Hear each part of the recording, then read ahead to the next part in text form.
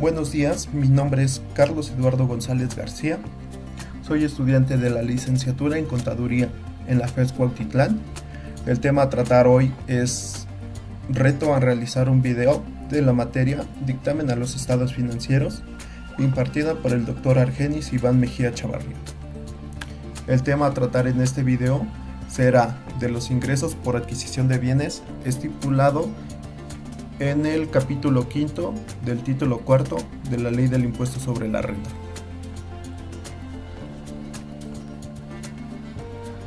El artículo 130 de la Ley del Impuesto sobre la Renta estipula que se consideran ingresos por adquisición de bienes. Como primero tenemos a las donaciones, que de acuerdo con el artículo 2332 del Código Civil Federal, establece que la donación es un contrato por el que una persona transfiere a otra gratuitamente una parte o la totalidad de sus bienes. En este sentido, algunas donaciones por disposición expresa de la ley se encuentran exentas del ISR, es decir, la Ley del Impuesto sobre la Renta las reconoce como un ingreso, pero esta propia ley permite el no pago del gravamen. En el caso específico de las donaciones exentas previstas por la fracción 23 del artículo 93 de la Ley del Impuesto sobre la Renta, se encuentran las siguientes. Como primero, tenemos las que sean entre cónyuges o las que se perciban los descendientes de sus ascendientes en línea recta, cualquiera que sea su monto. Como segundo, los que perciban los ascendientes de sus descendientes en línea recta, siempre que los bienes no se enajenen o se donen por el ascendiente a otro descendiente en línea recta sin limitación del grado.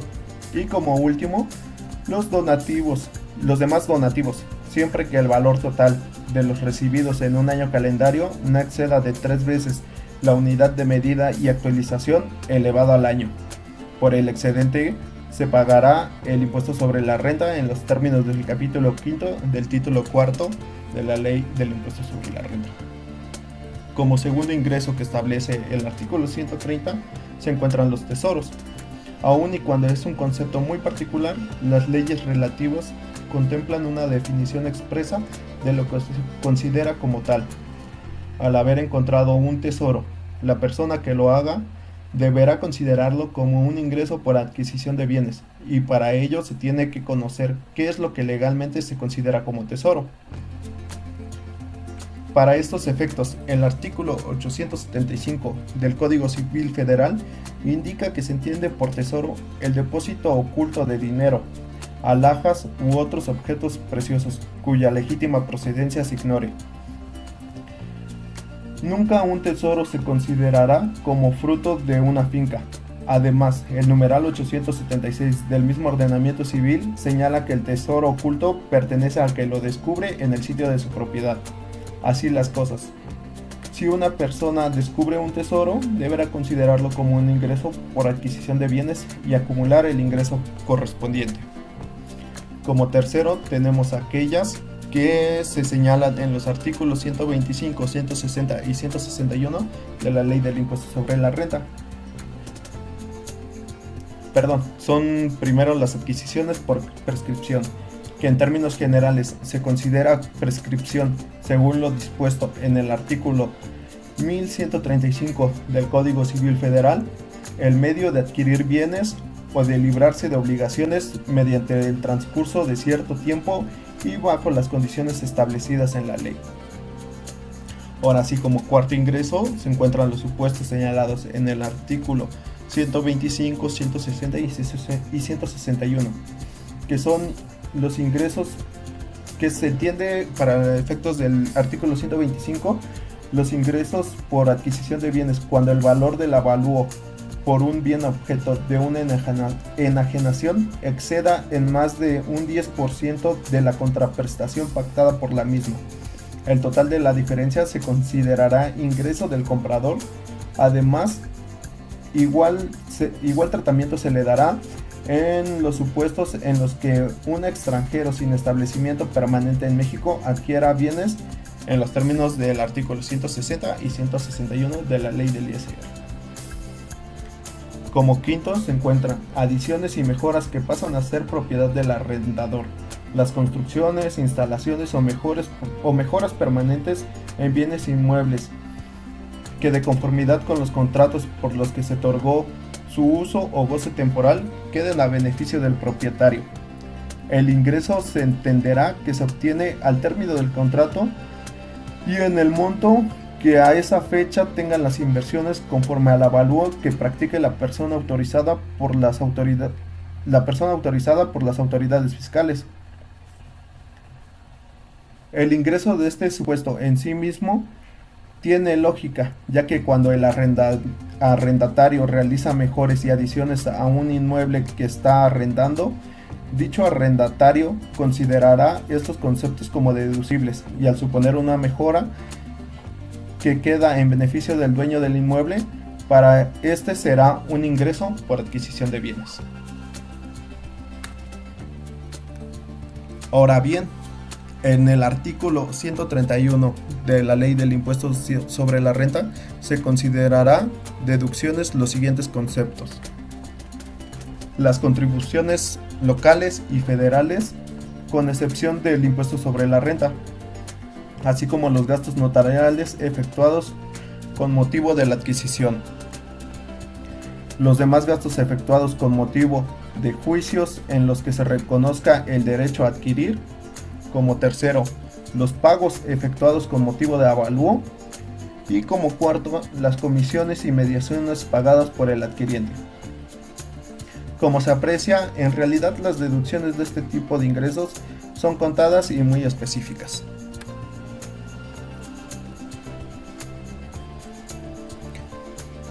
Ahora bien, ¿qué requisitos son necesarios para las deducciones? Como primero, que se resten una sola vez, aun cuando estén relacionadas con la obtención de diversos ingresos. Como segundo, que reúnan los requisitos que para cada deducción en lo particular establece. Como tercero, que sean estrictamente indispensables para la obtención de los ingresos. Como cuarto, que hayan sido efectivamente erogadas en el ejercicio de que se trate. Como quinto, que estén debidamente registradas en contabilidad, tratándose de personas obligadas a llevarla. En este apartado hay que señalar que las personas físicas que obtengan este tipo de ingresos no están obligados ni a expedir comprobantes ni a llevar contabilidad de ningún tipo. Como sexto, estar amparada con la documentación que reúna los requisitos que señalan las disposiciones fiscales. Recordemos que a partir del ejercicio 2014, los comprobantes que amparan deducciones son los comprobantes fiscales digitales por internet o facturas electrónicas, también conocidas como CFDI, y que los pagos cuyo monto exceda de 2,000 pesos, según se efectúen mediante cheque nominativo del contribuyente, tarjeta de crédito, débito o de servicios, o a través de monederos electrónicos que al efecto autorice el Servicio de Administración Tributaria.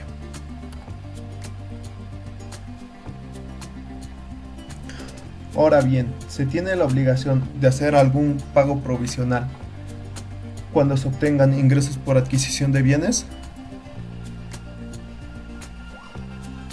La respuesta es sí, y recordemos que el pago provisional de un impuesto no es otra cosa más que el anticipo que a cuenta del impuesto anual hace un contribuyente, es decir, durante el ejercicio fiscal y con las reglas específicas que para cada tipo de ingresos se establecen, el contribuyente deberá adelantar una cantidad por el concepto del impuesto que en la declaración anual se determine. El pago provisional entonces será acreditable del impuesto del ejercicio, pudiendo tener en las circunstancias el siguiente efecto. Si el pago provisional es mayor que el impuesto del ejercicio, resulta un saldo a favor que, cubriendo con los requisitos de los artículos 22 y siguientes del Código Fiscal de la Federación, el contribuyente podrá solicitar su devolución. Si el pago provisional es menor que el impuesto del ejercicio, resulta cantidad a pagar, misma que debe declararse y enterarse durante el mes de abril del año siguiente en el que corresponda la declaración. La forma de realizar el pago provisional será aplicando una tasa del 20% sobre el ingreso percibido sin deducción alguna. Y este pago provisional se hará mediante declaración dentro de los 15 días siguientes a la obtención del ingreso. Ahora bien, también hay que hacernos la pregunta si los contribuyentes tienen obligación de presentar declaración anual. Y la respuesta es sí, ya que el artículo 150 de la Ley del Impuesto sobre la Renta dispone que las personas físicas que obtengan ingresos en un año calendario, a excepción de los exentos y de aquellos por los que se haya pagado impuesto definitivo, están obligados a pagar su impuesto anual mediante declaración que presentarán en el mes de abril del año siguiente ante las oficinas autorizadas. Además, es sumamente importante que recordemos que la declaración referida, los contribuyentes que en el ejercicio que se declara hayan obtenido ingresos totales, incluyendo aquellos por los que no se esté obligado al pago de este impuesto, que estén exentos, y por los que se pagó el impuesto definitivo sean superiores a 500,000, deberán declarar la totalidad de sus ingresos, incluidos aquellos por los que no se esté obligado al pago del impuesto sobre la renta, por los ingresos de viáticos, venta, casa, habitación.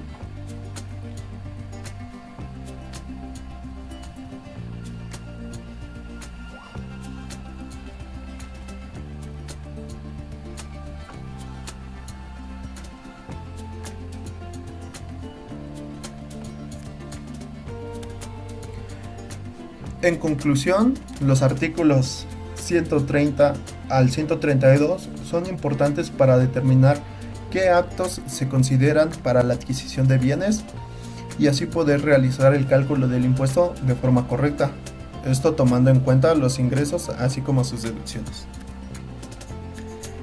Esto sería todo por la parte teórica y ahora vamos a pasar con una práctica, algo bastante práctico, bastante sencillo, una práctica en Excel que la verdad es muy digerible para ver cómo se aplica esta parte de la adquisición de bienes.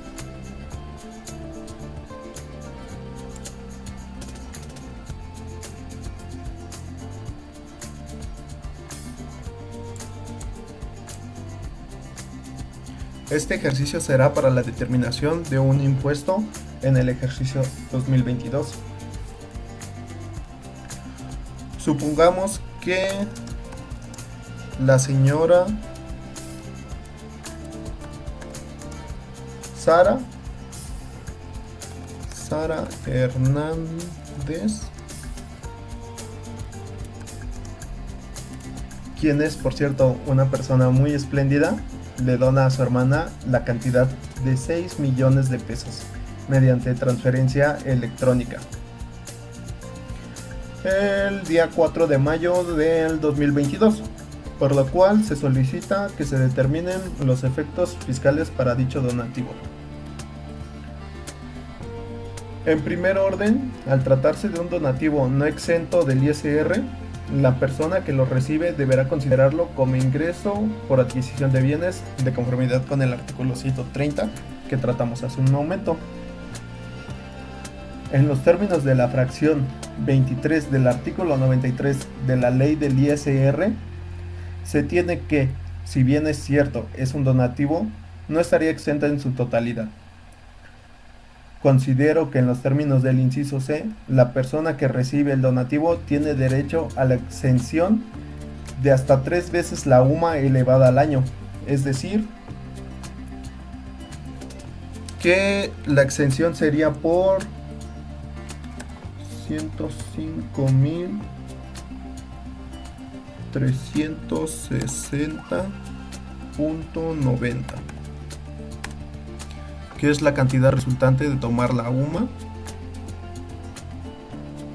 y elevarla 3 veces al año, que en este caso el valor de la UMA es de 96.22. Esto lo multiplicamos por 3 y lo multiplicamos por el año, que son 365 días, lo cual nos dará esa cantidad, que es por la que se considera un ingreso exento. Además, la hermana de la donante manifiesta que en octubre de 2022 acudió con el doctor por problemas de salud y el médico le cobró honorarios médicos por 25,000. Lo colocamos. Honorarios médicos por 25,000. Además cuenta con el comprobante fiscal respectivo y cumplió con los requisitos para dicha deducción personal en los términos de la fracción primera del artículo 151 de la Ley del Impuesto sobre la Renta. Ahora bien, para la determinación del pago provisional, de acuerdo con lo que se ha estudiado, el pago provisional será la cantidad que resulte de aplicar la tasa del 20% sobre el ingreso por la adquisición de bienes. En este caso vamos a poner donativo recibido y la cantidad de 6 millones.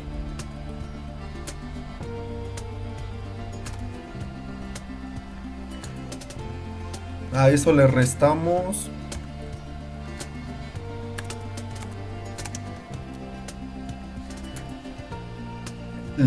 el ingreso exento que no cuenta para el cálculo. Ingreso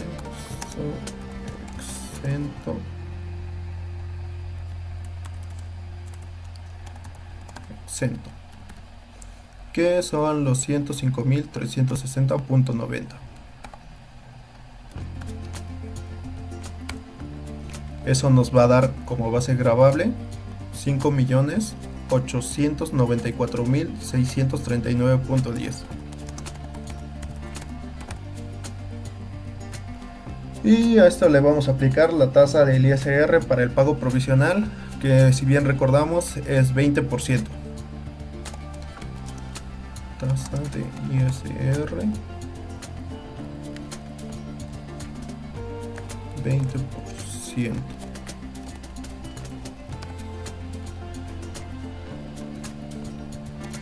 Y nos va a dar un valor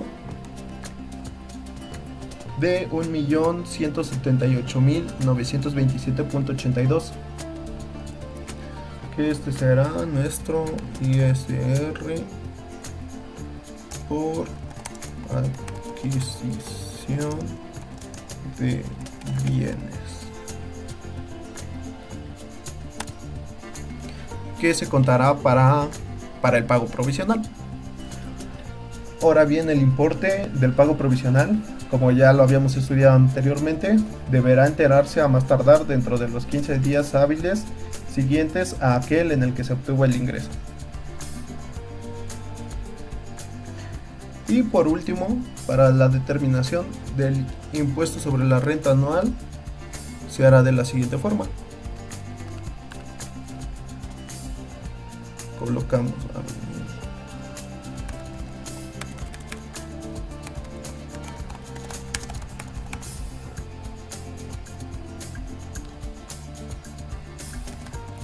donativo recibido,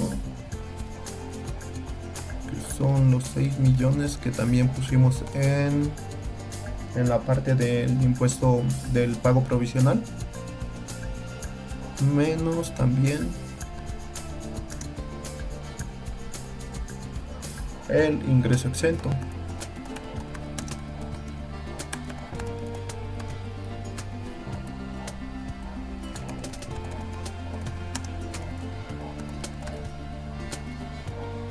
que son los 105.360.90, y a esto lo llamaremos donativo gravado.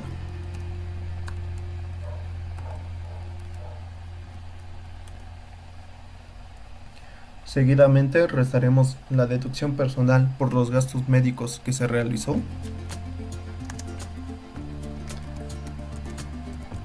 Deducción personal, que es por 25,000.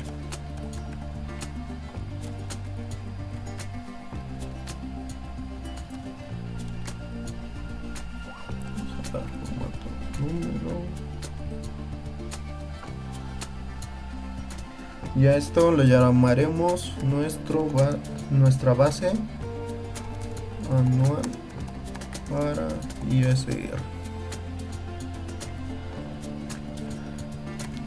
Ahora, como ya saben, bueno, ahora seguiremos con el procedimiento habitual para determinar el impuesto anual, que sería aplicar las tarifas que se encuentran en el anexo 8 de la resolución miscelánea fiscal, obviamente la que aplica para el impuesto anual. A esto le restaremos el límite inferior,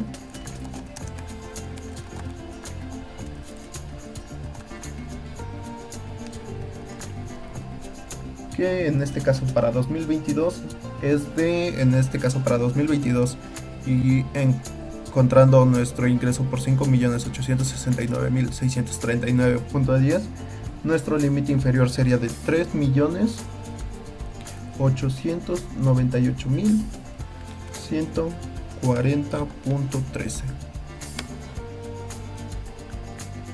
A esto lo conocemos como excedente sobre límite inferior.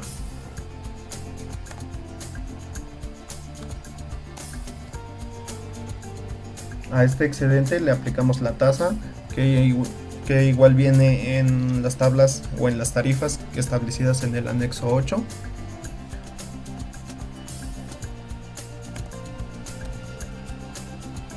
Que en este caso aplica a una tasa del 35%.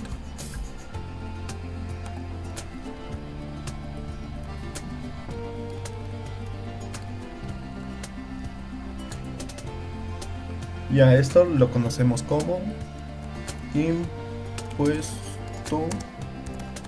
marginal.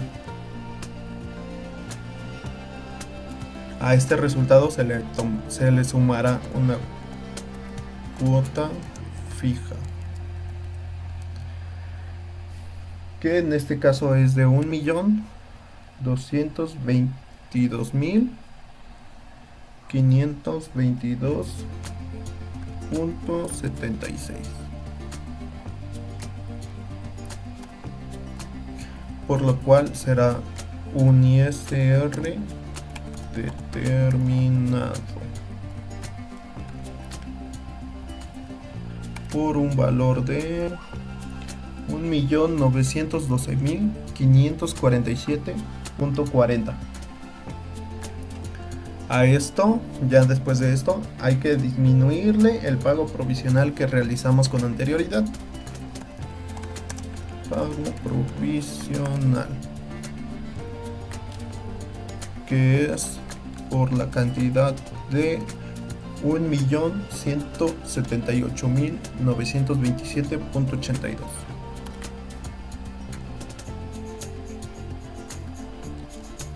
Y aquí pues hay de dos sopas, que salga un ISR a favor o un ISR a pagar. En este caso salió un ISR a pagar por 733.619.58. ISR a pagar. Bueno, ISR anual a pagar.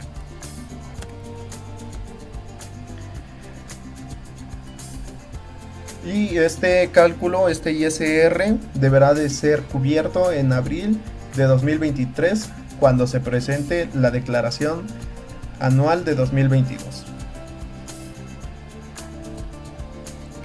Y bueno, esto sería todo por mi parte.